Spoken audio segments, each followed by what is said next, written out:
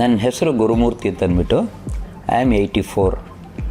ಇವರು ನಮ್ಮ ಮಿಸ್ಸಸ್ಸು ಲಲಿತಾ ಗುರುಮೂರ್ತಿ ಅಂತ. She is 72. ಅವಳಿಗೆ ಭಾಳ ದಿವಸದಿಂದ ಕಾಲು ಮಂಡಿ ನೋವು ಇತ್ತು, ಭಾಳ ದಿವಸದಿಂದ. ಅದಕ್ಕೋಸ್ಕರ ನಾವು ಎಲ್ಲೆಲ್ಲೋ ತೋರಿಸಿದ್ವಿ, ಎಲ್ಲ ಮಾಡಿದ್ವಿ.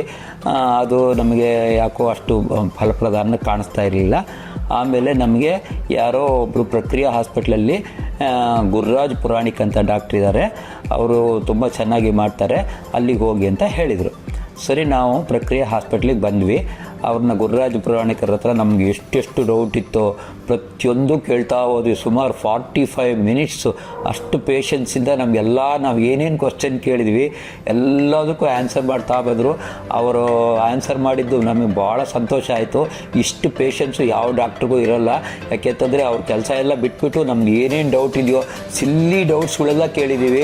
ಅದನ್ನೆಲ್ಲದನ್ನು ಭಾಳ ಕೂಲಾಗಿ ಎಲ್ಲದನ್ನು ನಮ್ಗೆ ಆನ್ಸರ್ ಮಾಡಿದರು. ಅದರಿಂದ ಅವ್ರ ಬಗ್ಗೆ ನಮಗೆ ಭಾಳ ನಂಬಿಕೆ ಬಂತು. ಹೀಗಾಗಿ ನಾವು ಯಶಸ್ವಿನಿ ಮುಖಾಂತರ ಅವ್ರಿಗೆ ಇದನ್ನು ಫೆಬ್ರವರಿ 10ನೇ ತಾರೀಕು ಅವಳಿಗೆ ಆಪ್ರೇಷನ್ ಮಾಡಿದರು.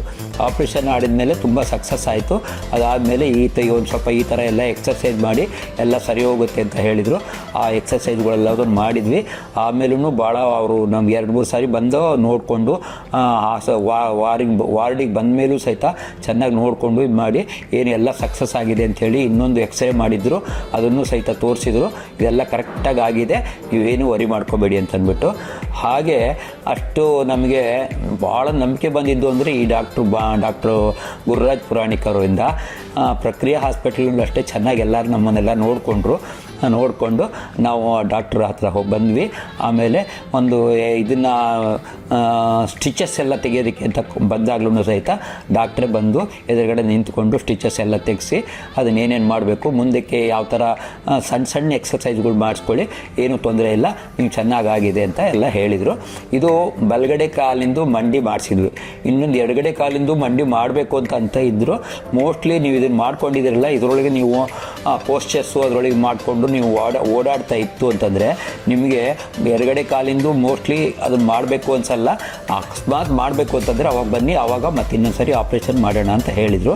ಇದನ್ನು ನಾವು ಪ್ರತಿ ದಿವಸ ಅವರ ಇನ್ಸ್ಟ್ರಕ್ಷನ್ ಪ್ರಕಾರನೇ ನಾವು ಎಲ್ಲ ಎಕ್ಸರ್ಸೈಸು ಅದನ್ನೆಲ್ಲ ಮಾಡಿಸಿದ್ವಿ. ನಾವೇ ಮಾಡ್ತಾಯಿದ್ವಿ. ನನಗೆ ಹೇಳ್ಕೊಟ್ಟಿದ್ರು, ನಾನು ಎಲ್ಲವನ್ನೂ ಮಾಡ್ತಾಯಿದ್ದೀನಿ.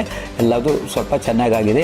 ಈಗ ಅವರು ಮೆಟ್ಲು ಹತ್ತುತ್ತಾರೆ, ವಾಕ್ ಮಾಡ್ತಾರೆ, ಚೆನ್ನಾಗಿ ವಾಕ್ ಮಾಡ್ತಾರೆ ವಿತೌಟ್ ಎನಿ ಸಪೋರ್ಟ್. ಅವಳು ವಾಕ್ ಮಾಡ್ತಾಳೆ, ಎಲ್ಲದೂ ಮಾಡ್ತಾಳೆ.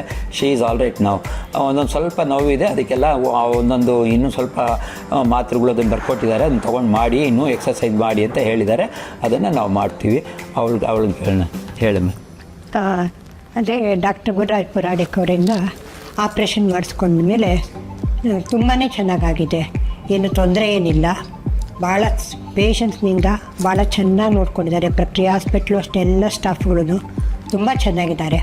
ಆಪ್ರೇಷನ್ ಇಲ್ಲಾಗೆ ತುಂಬ ಸ್ಯಾಟಿಸ್ಫ್ಯಾಕ್ಷನ್ ಆಗಿದೆ. ಮತ್ತು ಬಂದಾಗ ಇವಾಗಲೂ ಅಷ್ಟೇ ಸ್ಟಿಚಸ್ ತೆಗೆದಾಯಿತು. ಇವಾಗ ಇನ್ನೊಂದು ಸರಿ ತೋರಿಸಿ ಅಂತ ಹೇಳಿದರು.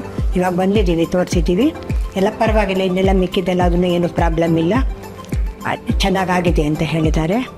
Thanks for Prakriya hospital and doctor Gururaj Puranik. ನಾವು ಗುರುರಾಜ್ ಪುರಾಣಿಕರವ್ರಿಗೆ ಎಷ್ಟು ಥ್ಯಾಂಕ್ಸ್ ಹೇಳಿದ್ರು ಭಾಳ ಕಡಿಮೆನೇ. ಯಾಕೆಂದರೆ ಅಷ್ಟು ಚೆನ್ನಾಗಿ ನಮ್ಮಗಳನ್ನೆಲ್ಲ ನೋಡಿಕೊಂಡು ಮಾಡಿದ್ದಾರೆ.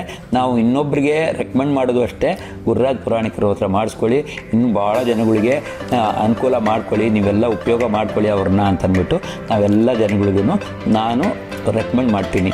ಅದರಿಂದ ನೀವು ಇದು ಪ್ರಕ್ರಿಯಾ ಹಾಸ್ಪಿಟ್ಲಲ್ಲಿ ಇದ್ದಾರಲ್ಲ, ಆ ಗುರುರಾಜ್ ಪುರಾಣಿಕ್ ಅವರು ನಿಜವಾಗ್ಲೂ ಒಳ್ಳೆ ಡಾಕ್ಟ್ರು. ಅವ್ರ ಹತ್ರ ನಾವು ಖಂಡಿತ ಏನು ಟ್ರೀಟ್ಮೆಂಟ್ ತೊಗೊಂಡ್ರೂ ಸಹಿತ ನಮಗೆ ಒಳ್ಳೆಯದಾಗತ್ತೆ. ಇಷ್ಟು ಹೇಳಿಬಿಟ್ಟು ನನ್ನ ಮಾತು ಮುಗಿಸ್ತಾ ಇದ್ದೀನಿ. Thank you very much.